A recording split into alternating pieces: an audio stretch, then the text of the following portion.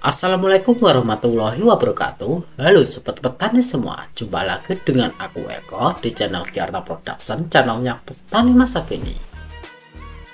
Nah, di kesempatan kali ini saya mau berbagi berbagai amunisi apa saja yang harus kita pakai di padi umur 7 hari, 15 hari, 30 hari, 45 hari, sampai dengan 65 hari. Karena di umur-umur segitulah kita bisa memaksimalkan jumlah anakan dan penentuan banyak tidaknya hasil panen padi kita nantinya. Sebelum kita ke pembahasannya, bagi yang baru bergabung di channel ini, jangan ragu-ragu lagi untuk menekan tombol subscribe-nya, karena kami akan bagi-bagi benih padi unggul Inpari 32 sebanyak 15 kg untuk 3 orang pemenang. Setelah channel ini sudah mencapai 30.000 subscriber loh. Jadi tunggu apa lagi, langsung pencet saja tombol subscribe-nya. Oke, mari kita ke pembahasannya. Memiliki tanaman padi yang sehat dan terhindar dari serangan hama maupun penyakit merupakan dambaan bagi kita para petani. Oleh sebab itu, banyak dari kita yang menggunakan berbagai jenis obat dari berbagai jenis merek, mulai dari umur 7 hari, 15 hari, 30 hari, 45 hari, sampai dengan 65 hari. Untuk mendapatkan tanaman padi yang sehat, tidak jarang dari kita yang menggunakan berbagai merek pestisida, meski harga pestisida tersebut cukup menguras kantong kita karena memiliki harga yang cukup tinggi. Selama ini, kebanyakan dari kita hanya berfokus pada pengendalian hama dan penyakit saja. Karena kita memiliki pemahaman bahwa padi yang bagus harus terbebas dari hama dan penyakit. Meski pemahaman tersebut tidak 100% salah, pemahaman seperti itu juga tidak 100% dibenarkan. Karena selain terbebas dari hama dan penyakit, tanaman padi juga butuh nutrisi untuk bisa tumbuh dan berkembang. Kecukupan nutrisi pada tanaman padi merupakan kunci penting terciptanya tanaman yang sehat, serta terhindar dari serangan hama maupun penyakit. Karena dengan tercukupinya nutrisi, padi akan jadi lebih kuat menghadapi berbagai macam hama dan penyakit. Pada umumnya, perkembangan morfologi tanaman padi dapat dibagi menjadi 2 fase ya sobat petani, yaitu fase vegetatif dan fase generatif. Setiap fase ini memiliki tantangan yang berbeda-beda dalam menghadapi serangan hama dan penyakit tanaman. Nah, berikut ini rekomendasi amunisi obat menurut umur padi, karena peningkatan produksi panen dapat tercapai dengan terlebih dahulu mengetahui setiap hari perkembangan dari tanaman padi tersebut. Yang pertama, amunisi obat pada umur 1 hari. Pada umur 1 hari, padi yang baru dipindah tanamkan, obat yang paling cocok digunakan adalah pestisida jenis molluscicida atau obat racun keong emas. Pemberian molluscicida diharapkan agar padi yang baru dipindah tanam ini tidak habis dimakan oleh keong emas.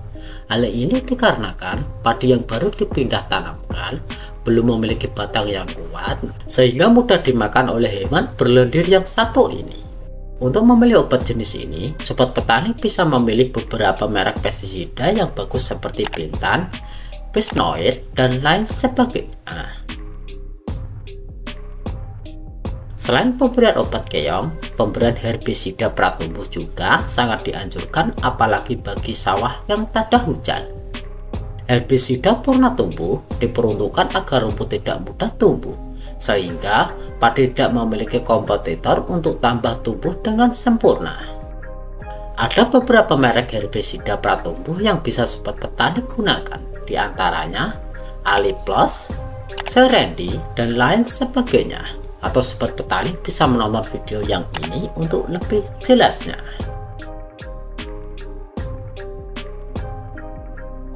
Yang kedua, amunisi obat pada umur 7 hari.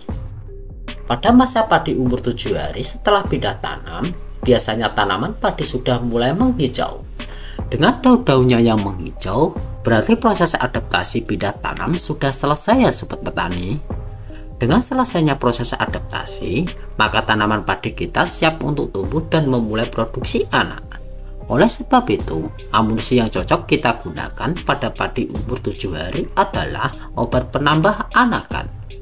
Kita bisa menggunakan CBT atau biasanya saya menggunakan pupuk Ultradap. Selain jenis obat penambah anakan padi, pada padi umur segini juga bisa diaplikasikan jenis obat fungisida. Fungisida ini berkhasiat untuk menghentikan pertumbuhan jamur yang biasanya timbul akibat patahan atau potongan daun dan batang padi saat pindah tanam. Biasanya saya menggunakan Antrakol. Untuk tahap yang ketiga, amunisi obat pada umur 15 hari. Pada usia ini, anakan padi biasanya sudah mulai tumbuh ya sobat petani. Pemberian pupuk berunsur nitrogen atau urea sangat saya anjurkan guna merangsang pertumbuhan akar, agar anakan yang dihasilkan bisa tumbuh dengan sempurna. Dan untuk tahap yang keempat, amunisi pada umur 30 hari. Pada masa inilah peralihan dari fase vegetatif ke generatif. Dalam kondisi ini, tanaman padi kita sedang membutuhkan nutrisi yang tinggi.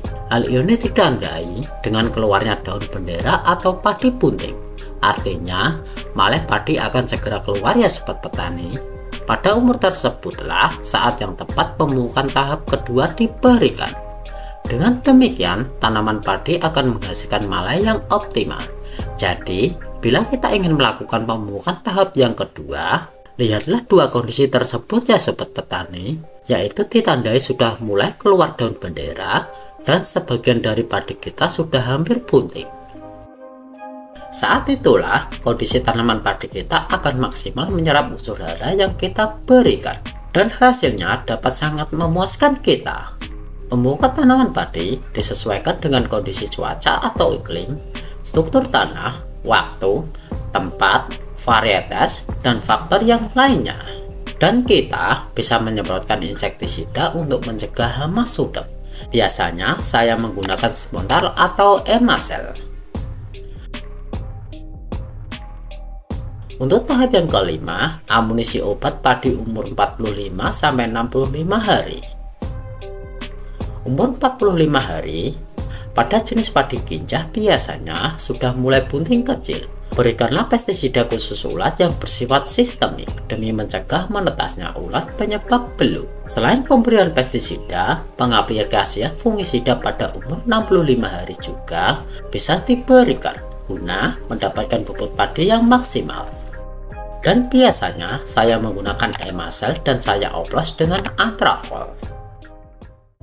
Itu tadi amunisi apa saja yang kita perlukan saat padi umur 7 hari, 15 hari, 30 hari, 45 hari, sampai dengan 65 hari. Semoga penjelasan saya kali ini dapat dimengerti oleh sobat petani semua. Semoga konten kali ini bermanfaat untuk sobat petani semua. Dan aku Eko, terima kasih sudah menonton hingga akhir. Dan salam sukses petani Indonesia.